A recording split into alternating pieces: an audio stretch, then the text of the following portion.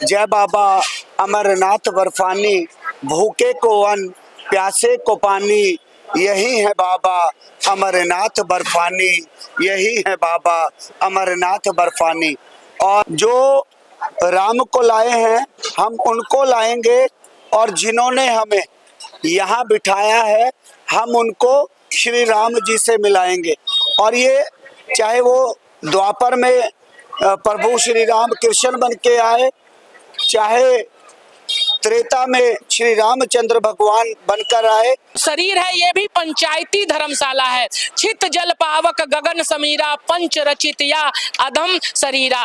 कहा गया है हरि व्यापक सर्वत्र समाना, प्रेम ते प्रगट होए मैं जाना। तो ये पंचायती जो धर्मशाला है, जब हम प्रेम के साथ, श्रद्धा के साथ इस प्रकार की सेवा जब देंगे तो ही हमारा जीवन सार्थक हो सकता है। तभी हमें राम के भी दर्शन मिल सकते हैं, और तभी हमें शिव के भी दर्शन मिल सकते हैं, और तभी हमारा मनुष्य रूपी जो हमें शरीर मिला है उसका कल्याण हो सकता है। जय जय श्री राम, जय जय श्री राम, जय जय श्री राम, जय जय, जय बाबा अमरनाथ बर्फानी की जय, बाबा अमरनाथ स्वामी की जय, जय बाबा अमरनाथ बर्फानी। नमस्कार सभी को। इस समय हम अयोध्या स्टेशन पर मौजूद हैं, और इस समय अब आप देख सकते हैं शंकर जी का दिव्य और भव्य अयोध्या धाम में बर्फानी बाबा का स्थान बनाया गया है, और यहाँ पर अन्य क्षेत्र भी चलाया जा रहा है। और ये अन्य क्षेत्र शिव पार्वती सेवा दल चंडीगढ़ के द्वारा चलाया जा रहा है। कहा है वो अयोध्या धाम में आकर यहाँ पर सेवा दे रहे हैं। तब सबसे पहले आपका स्वागत है। आप कहाँ से आए हैं और आपके अंदर कैसे भाव आ गया कि हम अयोध्या में चल के सेवा देनी चाहिए? सबसे पहले तो मैं आपका आभार व्यक्त करता हूं कि आप हमारे भंडारे शिविर में पहुंचकर हमारे बारे में जानकारी खुद तो ले रहे हैं, और ये जानकारी के माध्यम से और भक्तजनों को भी प्रेरित करने का कार्य, बहुत बड़ा एक जागृत करने का कार्य आप कर रहे हैं। तो मेरा नाम दास राजेंद्र सिंह सामंत है, और मैं शिव पार्वती सेवा दल में प्रधान सेवक के रूप में कार्यरत हूँ, और चंडीगढ़ शहर से आए हैं जी। अच्छा ये बताइए अयोध्या में आने का उद्देश्य क्या रहा आपका, और कैसे भाव आया कि हमें अयोध्या धाम में चल के जो है अन्य क्षेत्र चलाना चाहिए? हमारी संस्था शिव पार्वती सेवा दल पिछले 18 सालों से सभी भक्तजनों के तन मन और धन के सहयोग से श्री अमरनाथ यात्रा के दौरान अन्य क्षेत्र का भंडारा शिविर अमरनाथ यात्रा मार्ग बालटाल में लगाती है। तो हमारे बाबा अमरनाथ बर्फानी जी का एक जय घोष है, जय बाबा अमरनाथ बर्फानी, भूखे को अन्न प्यासे को पानी, यही है बाबा अमरनाथ बर्फानी, यही है बाबा अमरनाथ बर्फानी। और जैसे कि पूरा विश्व जानता था कि 22 जनवरी को जो प्राण प्रतिष्ठा राम लल्ला जी की हुई है, तो राम लल्ला जी हमारे भोलेनाथ जी के आराध्य, श्री राम जी उनके बाबा जी के आराध्य हैं। और मैं तो यही मानता हूँ कि शिव पार्वती सेवा दल चंडीगढ़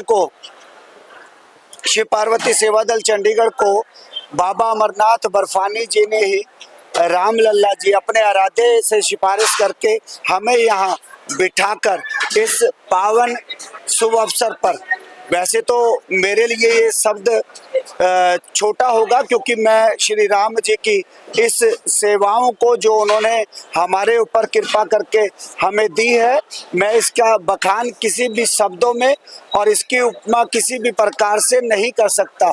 ये बहुत ही अलौकिक है, दिव्य है, उन्होंने हमें दिलाई है। बस नतमस्तक हूँ मैं उन सभी भक्तजनों को जिनके तन मन धन के संयोग से हम यहाँ पहुँचे हैं और जिनकी प्रभु राम की कृपा से ये चल रहा है उनके। जी, जैसे आपने अयोध्या में लगाया, एक अनोखा दृश्य पहले देखने को मिला। बहुत से मतलब कि बहुत से लोगों ने प्राण प्रतिष्ठा होने के बाद दिव्य भंडारा चलाया, लेकिन आपके मन में कैसे भाव आ गया कि हम यहाँ पे बर्फानी जी का भी दृश्य दिखाएंगे, भोले बाबा का दृश्य दिखाएंगे, जो बर्फानी में देखने को मिलता है वही रूप आपने यहाँ पे दिया, और साथ में पूरा जो आपने पंडाल बनाया है वहां पे हर जगह आपने संदेश देने का प्रयास किया है। ये भाव कैसे आ गया, थोड़ा इसके बारे में बता दीजिए। जैसा कि मैंने आपको कहा कि हमारे भोलेनाथ जी के आराध्य हैं श्री राम जी, और जब अपने अब ब्रह्मांड के रचयिता हैं, और यदि मैं कहूं कि वो पूरे ब्रह्मांड के बॉस हैं, और जब कहीं ब्रह्मांड के बॉस के आगे कोई कार्य करना पड़ता है तो वो बड़े सटीक और अच्छे तरीके से, चाहे वो सेवा ही हो, तो बाबा जी ने हमें यहाँ पर बैठने का अवसर दिया। तो एक बहुत चर्चित भजन हमारे चंडीगढ़ के ही है, वो भजन गायक भजन सम्राट श्री कन्हैया मित्तल जी, उन्होंने एक भजन गाया था और वो बड़ा चर्चित हुआ। उसके शब्द थे, जो राम को लाए हैं हम उनको लाएंगे।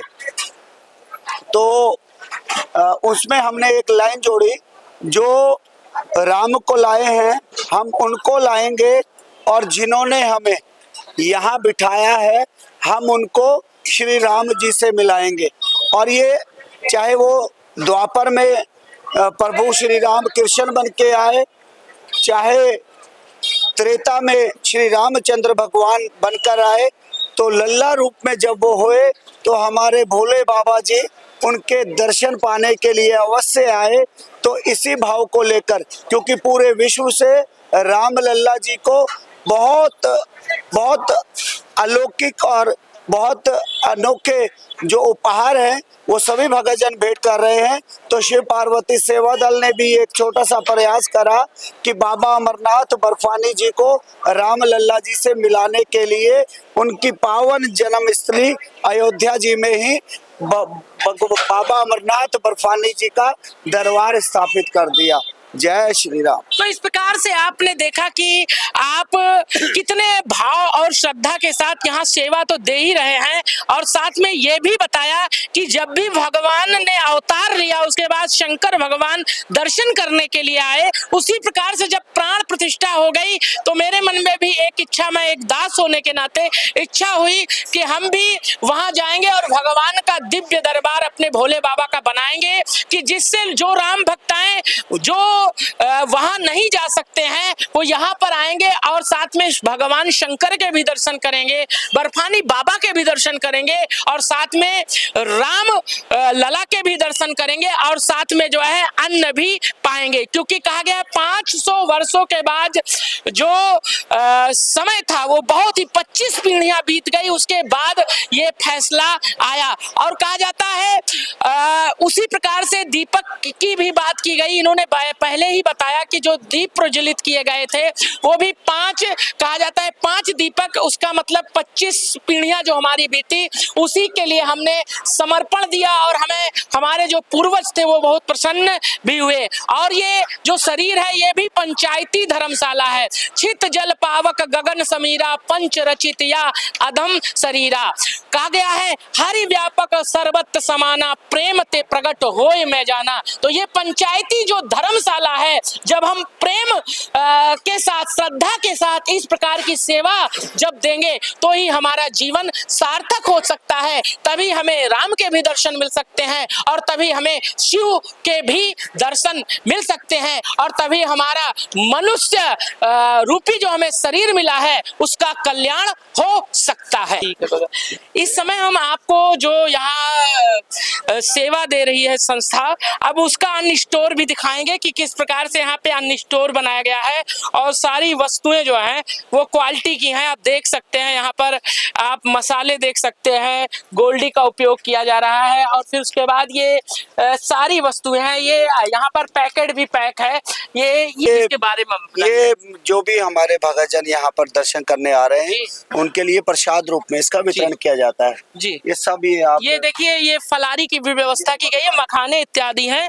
और ये क्या है, इसके बारे में थोड़ा बताइए।